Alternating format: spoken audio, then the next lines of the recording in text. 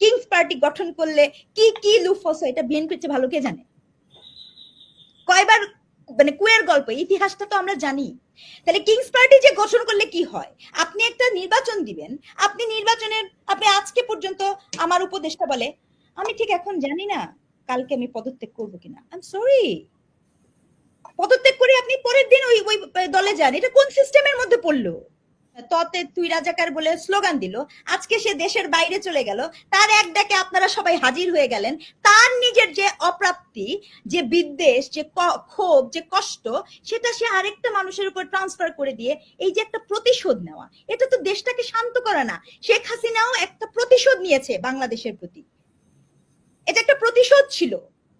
কারণ ওনার ফ্যামিলিতে যে আছে, সে তার পক্ষে সম্ভব না এই দেশকে ওন করা, ইম্পসিবল। আমরা বাংলাদেশকে ভালোবাসি। যখন যতবার বাংলাদেশকে নিয়ে, আজকে আওয়ামী লীগ হোক, বিএনপি হোক, জামাত হোক, এনসিপি হোক, যেই দল যখনই দেশের স্বার্থের এগেনস্টে কথা বলবে, তার বিপক্ষে কথা বলবে। নির্বাচন প্রসেস, কারণ এখন পর্যন্ত গণতন্ত্রের পরে আর কোনো তন্ত্র আসেনি। গণতন্ত্রের অনেক লুফোস আছে, অ্যাজ এন একাডেমিক আমি জানি। That's very true. গণতন্ত্র সকলের জন্য কিনা, that is also a question.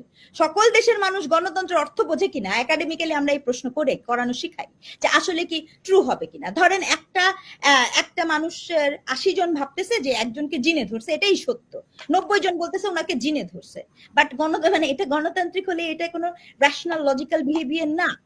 তাকে আপনার ডাক্তার দেখাতে হবে। একজন দুইজন যদি বলে না তাকে ডাক্তার দেখাইতে হবে, ওদের কাছে নেওয়া যাবে না, বাস্তবতা এটাই। ওই একজন দুইজন ঠিক করছে। তো গণতন্ত্রের অনেক লুফোস আছে, কিন্তু এই মুহূর্তে এই প্র্যাকটিসটার খুব দরকার আছে। যেটা আমি আপনাকে বলেছি, ওই যে 90 জন আজকে দেখবে যে ও বিশ্বাস করছে হয়তোবা যে ওঝা এসে ঝাড়ফুঁক দিয়ে জিন ছাড়াই দিবে, তারপরে যখন দেখবে যে মানুষ মারা যায়, কালকে ওই 90 জন থেকে আস্তে আস্তে মানুষ কমতে থাকবে, তখন তারা ডাক্তারের কাছে নিয়ে যাবে। এটা একটা প্রক্রিয়ার অংশ, এটা একটা প্রসেসের অংশ। I can write it down. বিএনপির কপাল ভালো যে বিএনপি এখন পর্যন্ত ইলেকশনে আসে নাই। যে অবস্থাতে ডক্টর ইউনূস দায়িত্ব নিয়েছে, এখানে যদি বিএনপি ক্ষমতায় নিত, তাহলে এতদিনে বিএনপির যেই জমায়েত, it will be very shaky. That's true, it will be very shaky. কারণ আপনার যখনই যেই দলই আসবে, রাষ্ট্রে সমস্যা তৈরি হবে, অভিযোগ আসবে, ব্যবস্থা নিতে হবে। ওই ব্যবস্থাতন্ত্র আছে কিনা। আমলাদের কথা বলছেন মাহবুব, এখানে তো পুলিশ, মানে আপনি যে করছেন, এই আর্মির মিলির পাওয়ার থাকার পরেও আর্মি কিন্তু এখন ক্ষমতায়, তাই না? তাকে তো ম্যাজিস্ট্রি পাওয়ার দেয়া, ম্যাজিস্ট্রি পাওয়ার দেওয়ার পরে আমাদের চিৎকার চেঁচামেচি করতে হয়েছে গণমাধ্যমে যে আপনার আইনি পরিস্থিতি কতটা নাজুক। এটাও তো একটা বাস্তবতা, ট্রু। কিন্তু একই সাথে আমি স্ট্রংলি মনে করি কিংস পার্টি এটা ইটস নট ডান। এটা কোনো সুস্থ চর্চা না। বিএনপি জানে না যে ক্ষমতায় থেকে কিংস পার্টি গঠন করলে কি কি লুফস এটা বিএনপির চেয়ে ভালো কে জানে? কয়বার মানে কুয়ের গল্প, ইতিহাসটা তো আমরা জানি।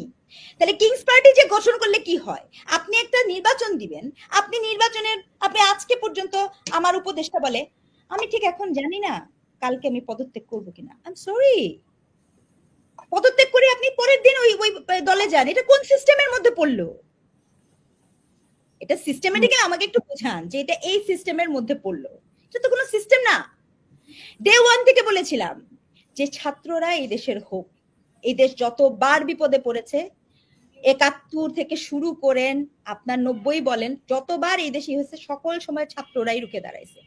That is very unfortunate. ২০২৪ এই বিজয় ছাত্রদের, শিক্ষার্থীদের ছিল।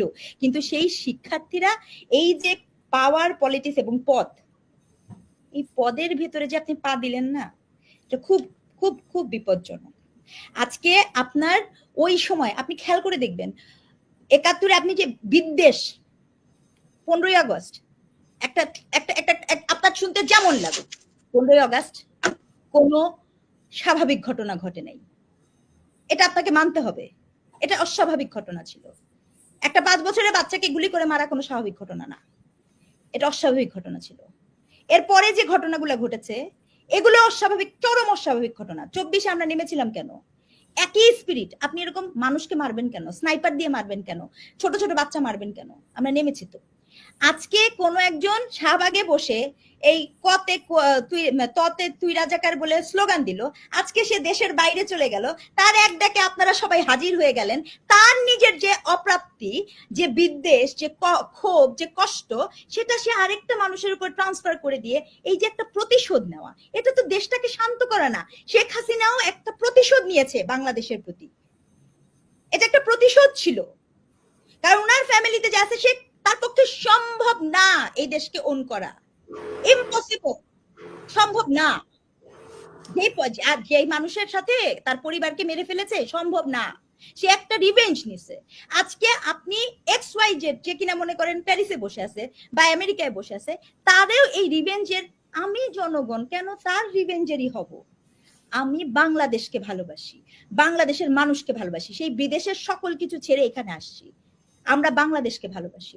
যখন যতবার বাংলাদেশকে নিয়ে, আজকে আওয়ামী লীগ হোক, বিএনপি হোক, জামাত হোক, এনসিপি হোক, যেই দল যখনই দেশের স্বার্থের এগেনস্টে কথা বলবে, তার বিপক্ষে কথা বলবে, একদম সাফ।